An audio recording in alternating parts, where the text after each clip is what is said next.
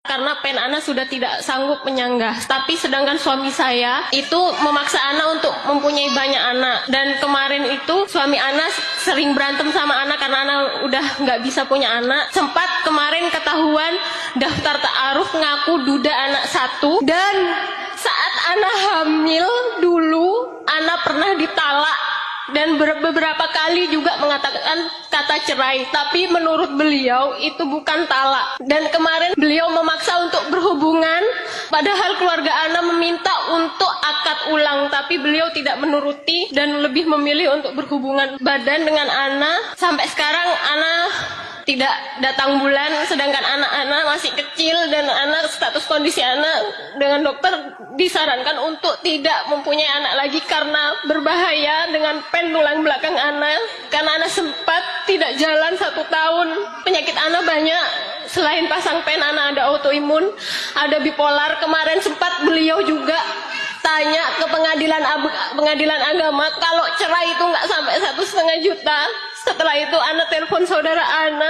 Setelah Ana telepon, Ana dimaki-maki, Ana dikatakan anjing, babi, nggak punya otak, segala macamnya, Ustaz. Itu Ana harus bagaimana menyikapinya? Ketika antum dengar pertanyaan itu, supaya kita paham bahwa dunia ini memang tidak bersahabat dengan siapapun. Semua orang punya masalah. Dan Allah mengatakan, fa inna ma'al usri yusra. Inna ma'al usri yusra. Kondisi yang nanti sebutkan sakit, maka ketahuilah bahwa tiada satu musibah pun yang menimpa seorang mukmin melainkan akan menghapuskan dosanya dan mengangkat derajatnya. Tidak sama jemaah orang yang hidup sehat di dunia dan orang yang hidup sakit di dunia, yang dua-duanya kelak masuk surga umpamanya karena ketakwaan kepada Allah Azza wa Jalla, nggak sama. Maka bagaimana Rasul sallallahu alaihi wasallam menyebutkan yawaddu ahlul afiyati yaumal qiyamah, bagaimana orang-orang yang dikasih afiah ketika hidup di dunia. Tadi dia jauh dari bala dan musibah, kalaupun sakit yang biasa.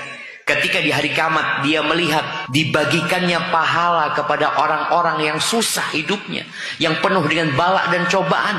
Orang yang afiah ini kepingin digunting-gunting dengan gunting besi kulitnya. Dan Allah mengatakan innama yuwaffas sabiruna ajrahum bighairi hisab.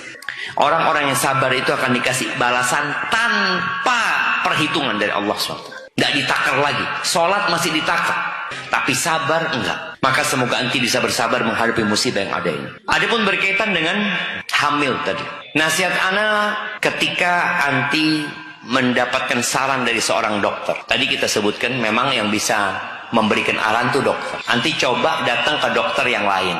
Dokter yang lain inilah yang mungkin bisa memberikan pertimbangan. Sampaikan ada dokter yang mengatakan seperti ini, suami anak kepingin anak punya anak lagi.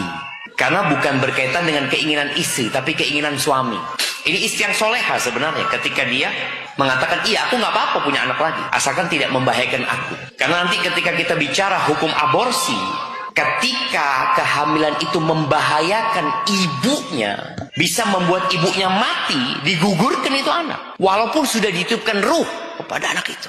Kalau benar-benar membahayakan kehidupan ibunya gitu. Maka nasihat ana nanti datang ke dokter lain untuk mempertanyakan hal itu.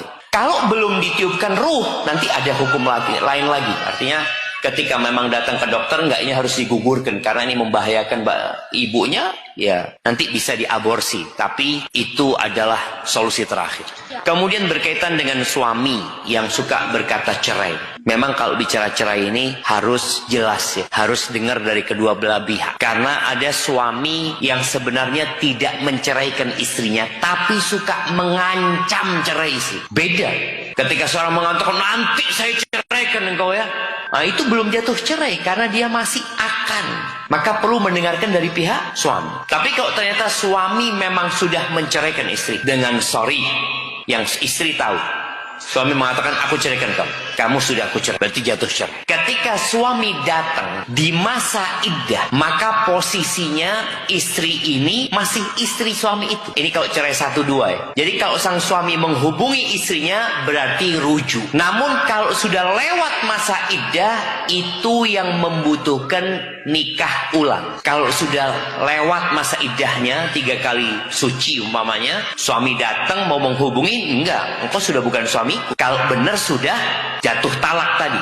Jadi yang pertama harus dipastikan apakah talaknya benar-benar jatuh atau tidak. Kalau talaknya jatuh berarti anti memulai masa iddah. Apabila suami datang menghubungi di masa iddah, menurut pendapat sebagian ulama, dia menghubungi istrinya itu sudah termasuk rujuk walaupun dia tidak ngomong. Jadi rujuk bisa dengan perbuatan. Dihubungin ya sudah, berarti dia sudah rujuk sama istrinya ini tanpa harus nikah ulang. Tapi kalau sudah keluar masa iddahnya, maka nggak boleh. Anti bukan istrinya dia. Anti wajib menolak dia. Karena dia bukan apa-apa anti lagi.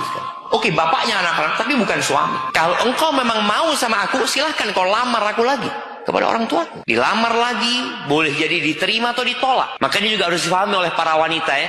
Ketika dia di masa iddah, suaminya datang, aku rujuk kamu. Oh, aku nggak mau. Nggak bisa dia nolak. Suami mengatakan aku rujuk, sudah rujuk ya. Kalau sang istri tidak mau, beda lagi. Nanti dia bisa gugat cerai. Tapi suami ketika mengatakan aku rujuk kamu, maka sudah rujuk.